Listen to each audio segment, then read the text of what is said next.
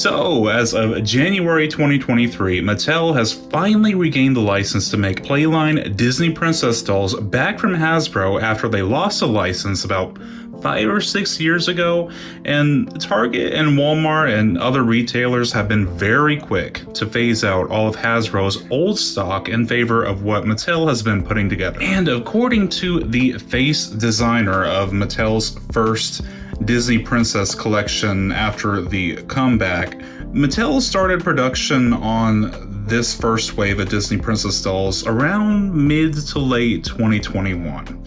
So these dolls have, been in production a lot longer than the public knew about the reaccusation. Now, I am not a Disney Princess collector by any means. I did love my Disney Princess dolls made by Mattel as a child, but I have no interest in starting a Disney Princess collection as an adult. I wanted to make one Disney Princess video at least, because this is important for all Mattel brands really, because Mattel is now getting paid to make the Playline dolls for regular stores like Walmart and Target. Disney's still, they're gonna have the higher quality like Disney store fashion dolls that they make themselves. But Mattel is now going to be the ones that are going to be getting paid for making the regular in-store Playline dolls. And it will be safe to assume that a good sum of that money will bleed over into some of Mattel's other brands. So this reaccusation is just going to be nothing but positive for Mattel as a company and their consumer base as a whole. So if we see a gradual rise in quality, we know that we have a certain mouse to thank. And whether or not what Mattel is putting out is better quality than what Hasbro offered, Mattel having the Disney Princess license back just feels right, doesn't it? I mean, they were with the Disney Princess brand since its inception in the 90s/early 2000s, and the only Disney Princess dolls that were available in my region whenever I was growing up were made by Mattel. So whenever Hasbro got the license in 2016, a lot of us, it really shook people up, because Hasbro's first wave of dolls looked completely different than anything that Mattel had put out up till that point. One good thing that I will say about Hasbro's Disney Princess dolls is that they always made sure that all of the Disney princesses were represented, because like in the Barbie pink era of Disney Princess in the early 2000s, the cast included Cinderella, Aurora, Snow White, Jasmine, Ariel, and sometimes Mulan and sometimes Pocahontas. And I'm saying it like that because even though Pocahontas and Mulan were featured alongside of the rest of the Disney princesses and promotional artwork and music videos, sometimes they were very rarely seen alongside the rest of the princesses in merchandise. Like, there was a severe lack of diversity in the Disney Princess line in the early 2000s. Like, we didn't have Tiana until late in my childhood. And I guess that can be said about all fashion doll lines from that time, because even if they did have like a token black character, she was only so brown that she could pass as maybe Latina or South Asian, or she was just a token doll of color. Pocahontas in particular had absolutely zero dolls made of her by Mattel in the early 2000s after her initial film's debut in the 1990s. Like, Mattel put out some Pocahontas dolls in the 90s for the movie premiere, but through the mid 2000s and the early 2010s, when they still held the license, absolutely zero Pocahontas dolls were made by Mattel, which is so sad for kids like my sister, who I've mentioned before is Native American. She's from the Chippewa tribe, not the Powhatan, but regardless, Pocahontas, I think even still now, was one of the few Native American characters in children's media, and she's still the only Native American Disney princess that we have till this day. And yes, I know, even though Mattel stopped making Pocahontas dolls in the 2000s, there were some Disney store exclusive dolls of her that were made by Jakks Pacific, but for us country folk, we don't have a Disney store anywhere near us, and we didn't have the luxury of going to the Disney parks whenever we were kids, so we would have never seen these. And if it wasn't for our mom buying us one of Mattel's old dolls from the 90s, we would have never had a Pocahontas doll. I mean, the Pocahontas doll that we were given was meant for my sister, but she really did not care about fashion dolls, so I kind of took her over. But yeah, this is basically the Pocahontas that I grew up playing with in the 2000s. And the reasoning for Mattel not making any Pocahontas dolls in the early 2000s is probably due to a lot of things. For one, she's brown, and you know, brown dolls don't sell as well as the blonde white ones. And I know also the movie is super controversial because of the historical inaccuracies, but I'm not gonna hide my love for Pocahontas. I mean, she's honestly tied with Ariel as being one of my favorite Disney princesses. And you know, what I used to say is that I can appreciate this movie for the beautiful score and the color grade and the character design and just the amazing fluid Disney animation. But I can completely understand if another indigenous person absolutely hates this movie for it basically romanticizing a terrible historical moment. But a lot of people still love this movie, even with all the baggage that it has. I mean, otherwise Disney would have kicked Pocahontas out of the Disney Princess crew a long time ago. And I don't think that would be really fair unless Disney wanted to make like a new Native American princess and maybe set the movie before colonization, just completely not even mention that, and you know, just have her be the Native American representation in the Disney princess line. Hell, she could even share a design very similar to Pocahontas. And that would be the only fair solution that I can possibly think of, because like I said, even till this day, Pocahontas is one of the few representations of indigenous culture in animation, even outside of the Disney princess line.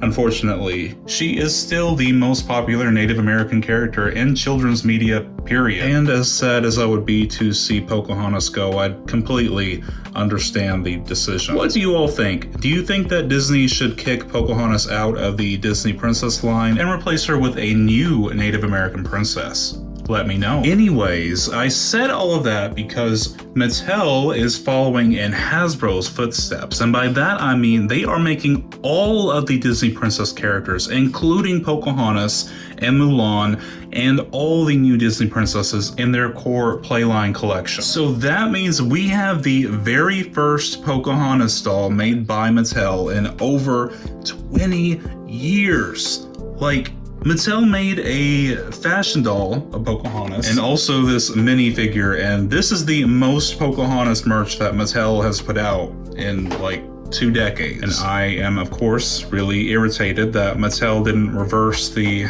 balloon head proportions that Hasbro gave their dolls. But what I think this is, or what I've been telling myself, is that Mattel's first Disney princess dolls are sort of like them easing out of Hasbro's. Like they really look similar to the final dolls that Hasbro was putting out, like packaging design wise and proportionally.